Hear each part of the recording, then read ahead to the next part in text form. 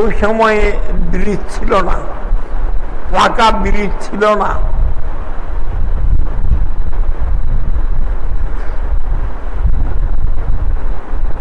শুধু দুটি বাঁশের উপর দিয়ে খাল পালাবার জন্য ব্যবস্থা।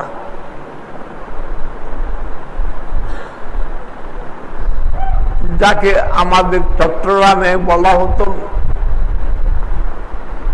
কি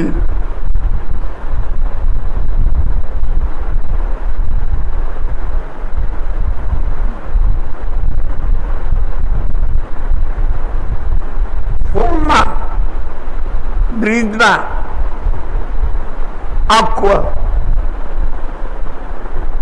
হাকুয়ার উপর দিয়ে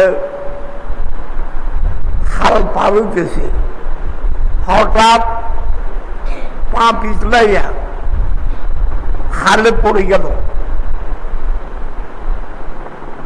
বলল ঠিক আছে, আমার জুমার গোসল করা ছিল, হাত করতে গিয়ে খালে পড়ে গেলাম, জুমার গোসলের নিয়োগ করছি।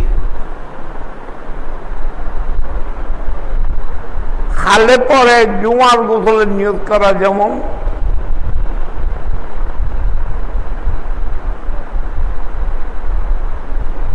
জিয়াফত থেকে খাদ্য খাবার আছে, জিয়াফত থেকে খাদ্য খাবার আছে, ওই খাদ্য খাবার দিয়ে মেহমানকে বিদায় দিচ্ছে। খাদ্য খাবার দিয়ে বাইরে থেকে খাদ্য খাবার আছে, ওই খাদ্য খাবার দিয়ে মেহমান বিদায় দেওয়া যেমন হজে এসে মদিনা পাকের জিয়ারত করা তেমন। মদিনা পাকের জিয়ারতের স্পেশাল উদ্দেশ্য নিয়ে আমি আবু হানিফা মদিনা পাকে আসবো। এইভাবে ৫৫ বার হজ করেছে, ৫৫ বার নবীর রওজা জিয়ারত করেছে। শেষবার যখন জিয়ারত করছিলেন খানায় কাবার দরজায় দাঁড়াইয়া বা মিজাবের রহমতের নিচে দাঁড়াইয়া আল্লাহর কাছে প্রার্থনা করলেন, আল্লাহ আমি আবু হানিফা ৫৫ বার হজ করেছি, আমাকে কবুল করছেন কিনা। আল্লাহর পক্ষ থেকে হাতে আওয়াজ দিয়ে বলছে, আবু হানিফা তোমাকে কবুল করছে। ইমাম আজম উত্তর দিলেন, না না, শুধু আমাকে কবুল করলে হবে না, যারা আমার নাম লইবে, আমাকে স্মরণ করবে, আমাকে ইয়াদ করবে, আমার অনুসরণ করবে, আমার অনুকরণ করবে, তাদেরকেও মাফ করতে হবে। আল্লাহর পক্ষ থেকে আওয়াজ আসলো, গফারতু লাকা ওয়ালিমান ইস্তাগফারা বিকা ইলাইয়া বিওয়াসিতাতিন ওয়া গায়রি ওয়াসিতাতিন ইলা ইয়াউমিল কিয়ামাহ। আবু হানিফা তোমাকেও কবুল করেছি, কিয়ামত পর্যন্ত তোমার নাম লইয়া যারা আমার কাছে হাত উঠাবে সবাইকে মাফ করলাম। সুতরাং নাম লইলেও মাফ, নাম লইলেও মাফের গ্যারান্টি। ইবনে আবিদিন স্বামী আল্লাহ রামা ফতোয়া স্বামীর মুকদ্দমাতে লিখেছে, ইমাম আজম আবু হানিফা কেমন লোক যে আবু হানিফার নাম লইল নূর বিকশিত, আবু হানিফার নাম লইল আলো বিকশিত, আবু হানিফার নাম লইল সুগন্ধি বের হয়। কি বলতেছে, আয়েদ জিকরা নহমানা ফাইন্না জিকরাহু কুল্লামা কাররাতাহু ইয়াতাফাওয়াউ। আবু হানিফার নাম লও, আবু হানিফাকে স্মরণ করো, আবু হানিফার জিকির করো, আবু হানিফার নাম লও। যতবার আবু হানিফার নাম লইবে তত আরো বিকশিত হবে। আপনারা কিছুক্ষণ আগে শুনেছেন, আমি ঘরে থাকা অবস্থায় শুনেছি, আপনারা তো মনে হয় সব মাঠে আসে ওই সময় পৌঁছান নাই, বসেন নাই, আপনারা এদিকে এদিক সেদিক ঘোরাফেরা করেছেন। কিন্তু আমি ঘরে থাকা অবস্থায় শুনেছি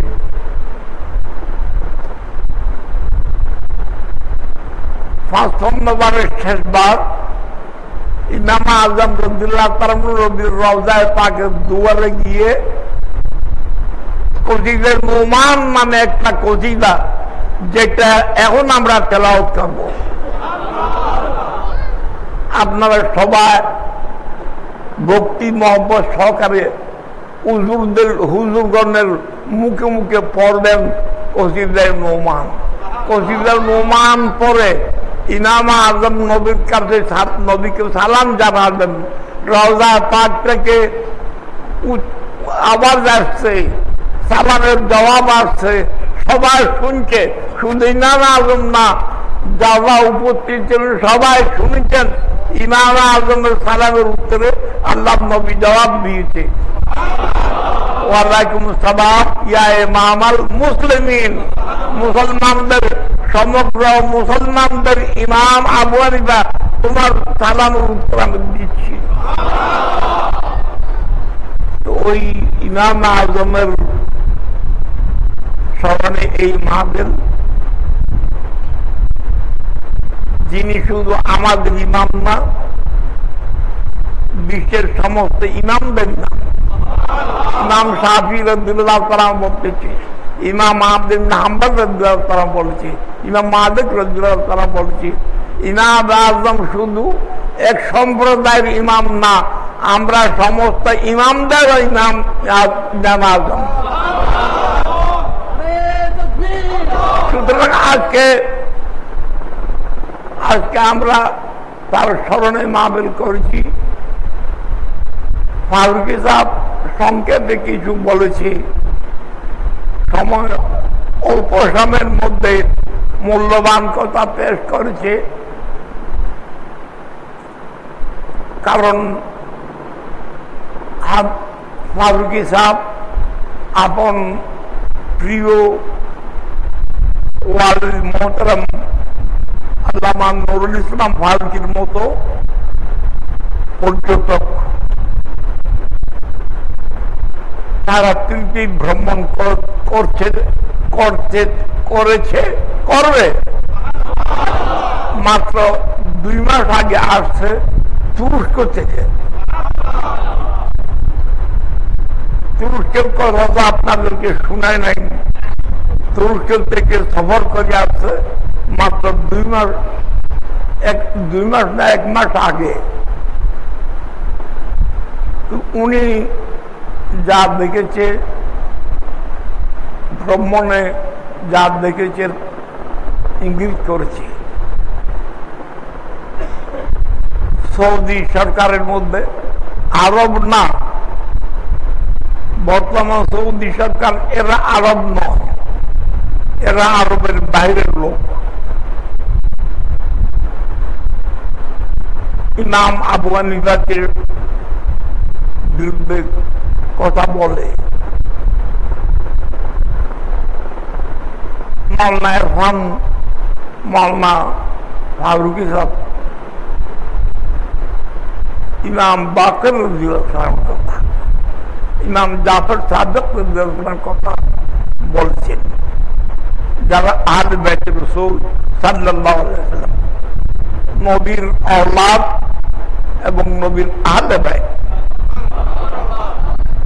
আহলে বাইত ব্যাপক না, আহলে বাইত নবীর আওলাদের মধ্যে কয়জন? 12 জন।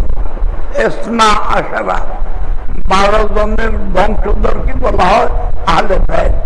তার মধ্যে প্রথম নম্বর নাম আদি মাকাম ইমাম আদি মাকাম আদি মুর্তজা কাররামাল্লাহু ওয়াজহাহু।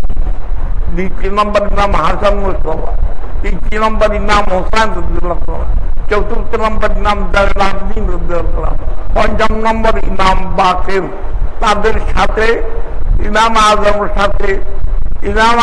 সাথে এবং তাদের সাথে কাটাকাটি হয়েছে, আলোচনা হয়েছে, সামনাসামনি আলোচনা হয়েছে।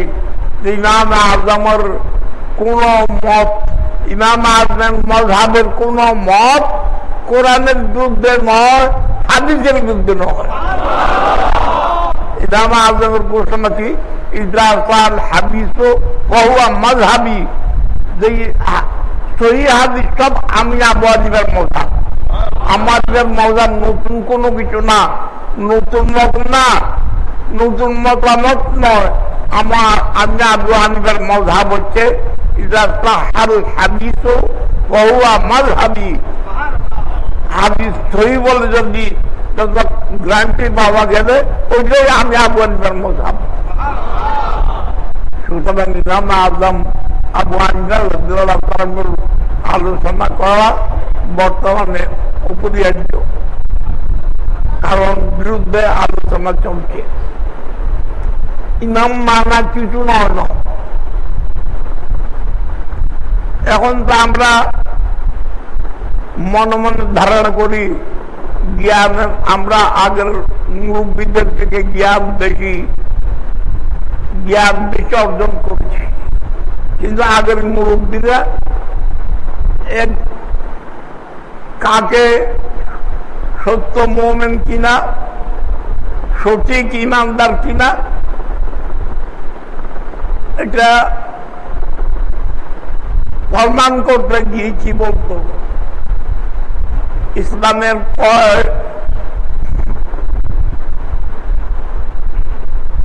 ইসলাম ধর্মের মধ্যে ফরজ বলে কয়টি আছে?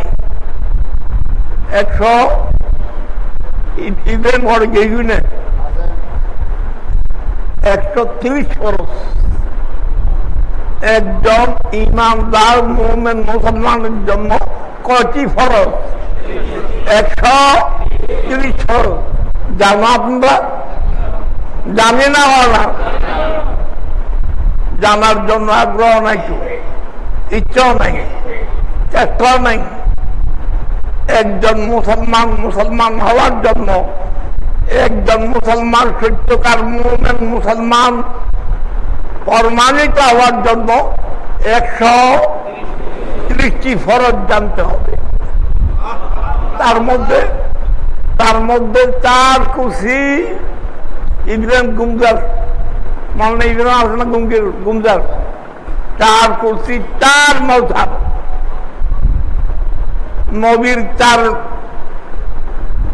নবীর মুরব্বীদের মধ্যে 4 জনের নাম জানা ফরজ।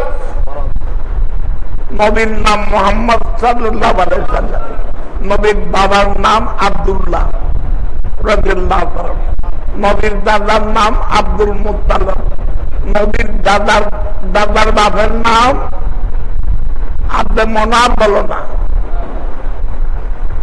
এইভাবে 4 জনের নাম জানা, 4 জন সম্পর্কে জ্ঞান অর্জন করা ফরজ। 4 মযহাব কয়টি? 4টি। হানাফি, শাফিঈ, মালিকি, হাম্বলি, এই 4 মযহাব জানা ফরজ। 4 মযহাবকে হক জানতে হবে, এবং তার মধ্যে সবচাইতে উত্তম, সবচাইতে উৎকৃষ্ট, সবচাইতে শ্রেষ্ঠ 1 নম্বরের মযহাব হচ্ছে হানাফি মযহাব। সারা পৃথিবীর মধ্যে আপনার যদি চেক করেন, আপনি সারা পৃথিবীর যদি হিসাব লাগান, দেখতে পাবেন শাফিঈ আছে, মালিকি আছে, হাম্বলি আছে, সবচাইতে বেশি হানাফি। আমরা কি এতক্ষণ শুনলেন হানাফি ইমাম আজম আবু হানিফা নুমান ইবনে সাবিতের মযহাবের নাম হানাফি মযহাব। জানা ফরজ, এগুলা আপনি জানেন নাই, জ্ঞান অর্জন করেন নাই, ফরজ তলব করেছে। সুতরাং এখন আমরা কসিদার নোমান করব।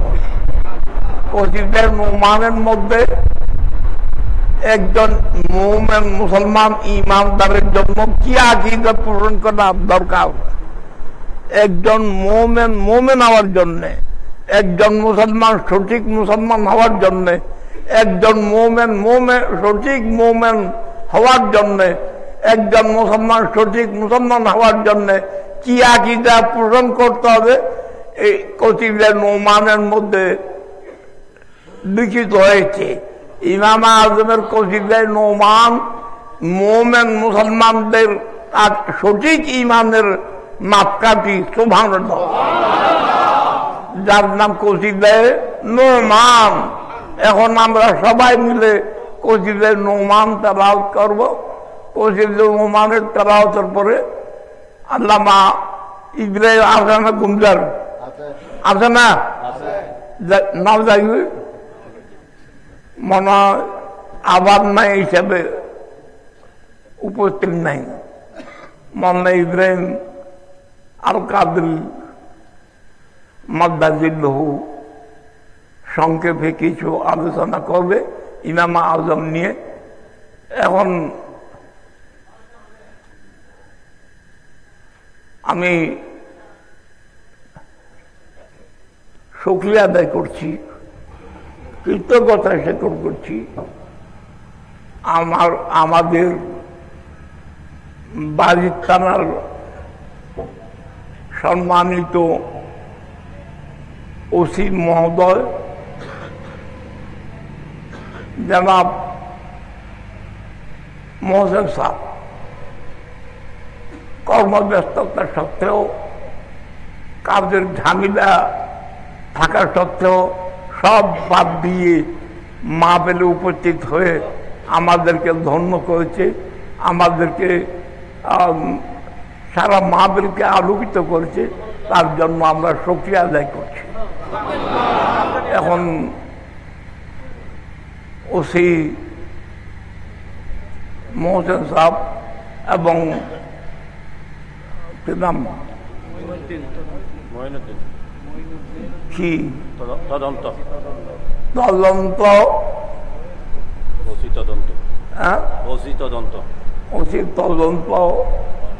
মহোদয় মঈনুদ্দিন, যার বাদে আমাদের কাছে মুন্নাফুকুর বলে হাটহাজারী থানাতে,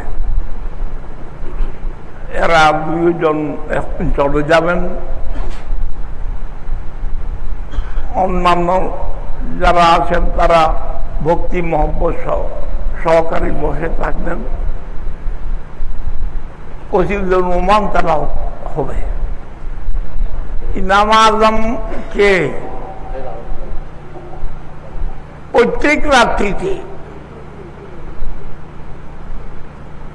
জীবনের 40 বছরে প্রত্যেক রাত্রিতে 2 রাকাত নামাজের মধ্যে 30 পারা কোরআন খতম করে 40 বছর পর্যন্ত,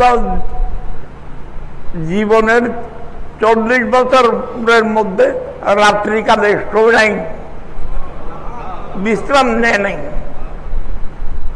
ওই ইমাম আজমের স্মরণে আজকের মাহফিল, তো অন্তত একদিন এক রাত্রি ইমাম আজমের অনুসরণে আমরা জাগ্রত থাকে। যদিও গত সারা রাত্রি ফজর পর্যন্ত জাগ্রত থাকার কারণে আপনারা ক্লান্ত, তারপরও ভক্তি মহব্বত আন্তরিকতা নিয়ে, ভক্তি থাকলে মহব্বত থাকলে কষ্ট নেই, বোঝা নেই। আপনার নাতির ওজন ক কেজি হবে, মোটা নাতি ক কেজি হবে, কিন্তু আপনার একটা ছোট গাঁটটি উঠেতে চান না, পারেন না, কিন্তু নাতি উঠেছে আপনি স্বইচ্ছায় উঠাইয়ে নেন, কাঁধের উপরে উঠাইয়ে নেন, মাথার উপরে উঠাইয়ে নেন। মহব্বত, মহব্বতে বোঝা নেই, মহব্বতে কষ্ট নেই। মহব্বত আজ থেকে দিল্লা নমির ধ্যান আরাম। মহব্বতের মধ্যে কষ্ট নেই। তো শুধু মহব্বত ভক্তি নিয়ে আপনারা বসে থাকবেন, ধৈর্য মহব্বত নিয়ে বসে থাকবেন। এখন আমাদের ওসি মহোদয় এবং ওসি তদন্ত এরা দুজন এখন চলে যাচ্ছেন, তাদেরকে ছুটি দেওয়া হচ্ছে আজকের জন্যে। এবং আশা করছি সব সময় আমাদেরকে স্মরণ রাখবেন, ডাকে সারা দিতে চেষ্টা করবেন।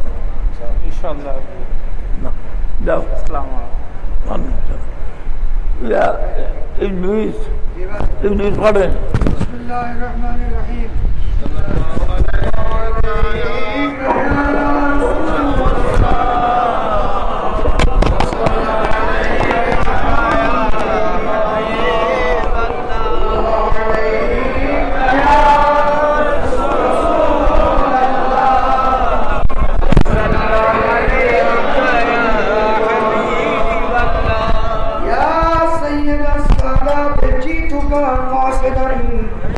أرجو رضاك واحتمي بحماك